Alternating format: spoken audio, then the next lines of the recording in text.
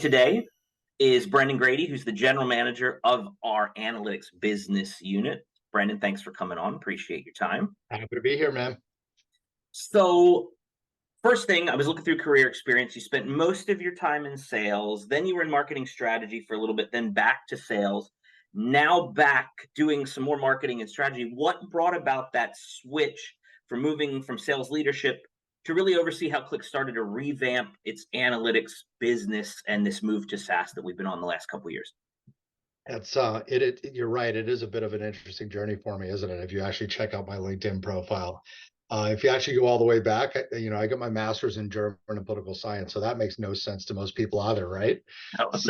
So, look, I think as you look at where I am today as the general manager for the business unit, I own all of the product development. I own all the product priorities.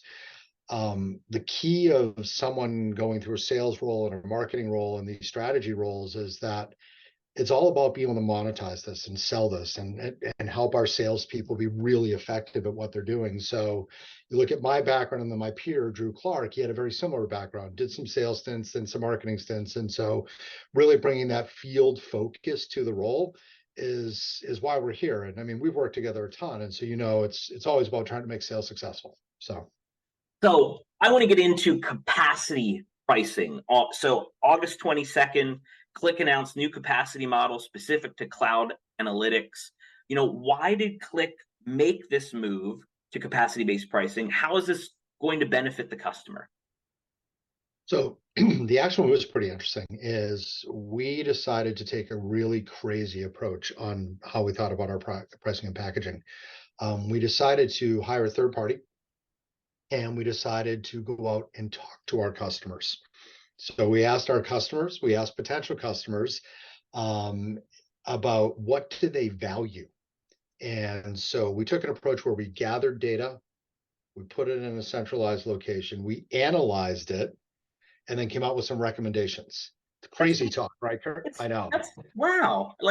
It's like we talk about that all the time, but we did it, huh? We did it. Yeah, it's great. And so what we found is that customers that have been with us for a long time, and potential customers that are thinking about working with us in the analytics space, they told us the thing they value most is the data, right? The data is this sort of nugget of information they can glean some value out of. And most of our customers are larger, sort of medium-sized to larger customers, said, we don't want to worry about users anymore. We just don't want it. Right? We want to give everybody access to analytics, and everybody should have access to that data because we're going to be better as a company. So this was all about the customer, actually, right? It was all about giving them access to a model that they feel they would get value out of.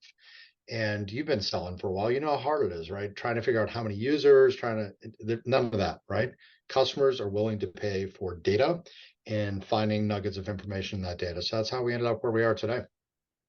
Yeah, and in some of the deals that we've crafted even before this came out, there was this whole different feel from customers when you were like, what if we know how many professional and developers you have, and what if everybody else that just needs, maybe they don't even need access, they don't even know they want access yet, but we gave it to them. People said this could potentially change the way that we do business, and we're like, that's the point.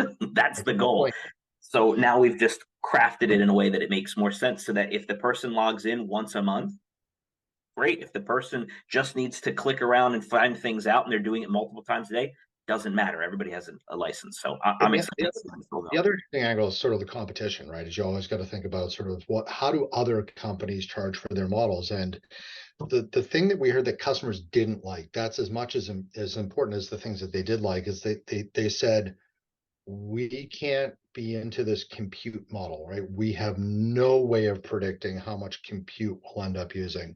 So they were very clear about not wanting to pay for compute. They were very clear that they don't want to pay for things like reloads, right? That's just expected. So we focus as much on what customers get value out of, but we also focused on what customers don't like, right? Is this the perfect model? Nope. Is everyone going to love it? Nope, they're not. But we really spend a lot of time trying to understand what customers value and don't value. So hang out there for a second, because I think some of the things that you said were important. Like, people don't want to pay for compute.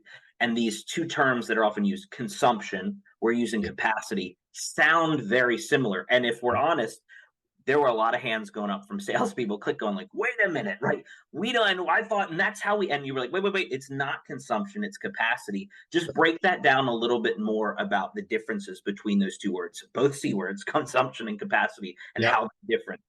So let's put this in terms in our personal life is probably the easiest way to understand it. So consumption. Consumption is your electricity bill, right? We've had a crazy hot summer here in the northeast of the US, right? There obviously, which means is going to have a crazy cold winter as well. So electricity, turn on a light, you turn on your air conditioner, you shut it off. You don't really know where you're going to end up, right? It goes up and down and up and down and up and down. So that's really the consumption model. So think electricity bill, very unpredictable, very unreliable. Sometimes it's expensive, sometimes it's not. The capacity based model is I want everybody to think about whether or not they're on Android or iOS, right? So you either have iCloud or you have Google Drive. And we all know that we're going to have a certain amount of data that we're going to save to either iCloud or Google Drive. And the way Google Drive and iCloud work is they say, you know what, we're going to give you the default is a terabyte of data, right? Default. But and that's really predictable. You have up to that much, and then you can see where you are against that quota, so to speak. And So they we and they want warn you if you're getting close to exceeding oh, that. Yeah. oh, absolutely. I love getting that warning. And so we looked at that and said, that's a much more predictable model, right? We can give you a ceiling that you can go up against. And if you need more, we'll help you get more. If you need less, then you stay under your threshold. So think of consumption, electricity bill, capacity, sort of like your disk storage or your cloud storage. Right. And in that, breaking it down financially, not understanding what your budget is going to look like because it could spike, or being like, hey, we know it's this. If we need more data, we know it's going to jump. So let's budget accordingly for those things rather than like throwing darts at a wall and blindfolded hoping for the best. Yeah, anyone who owns a budget, like a lot of the people that you speak to in your sales cycles, right? They own a budget and they know that they've got X amount of dollars.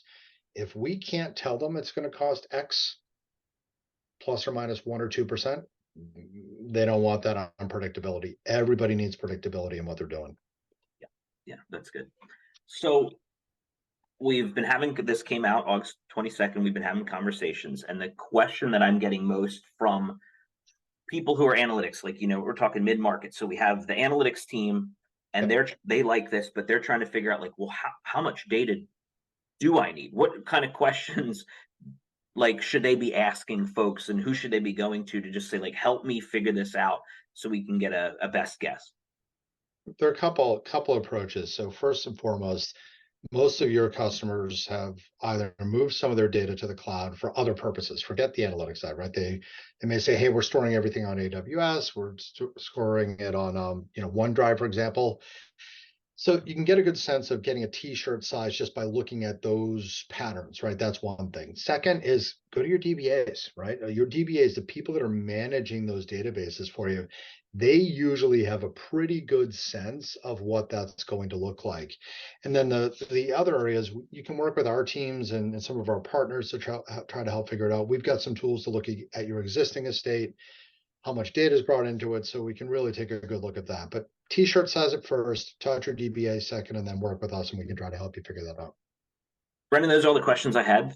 Thank you so much for joining me. Excited to kind of push this out and continue to see where Qlik Cloud, Qlik SaaS continues to go. I know there's more great things in store coming in the end of this year and even into 2024.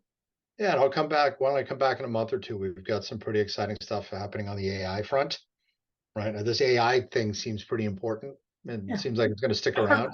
I've heard a few people talking It's like about it. the internet things. It seems to stay here as well, right? So Exactly. why don't we have that chat in a few weeks? I think that might be another good topic for that your listeners want to listen to. So it'd be great. Sounds good. Love it. All right. Thanks, Brendan. Appreciate it.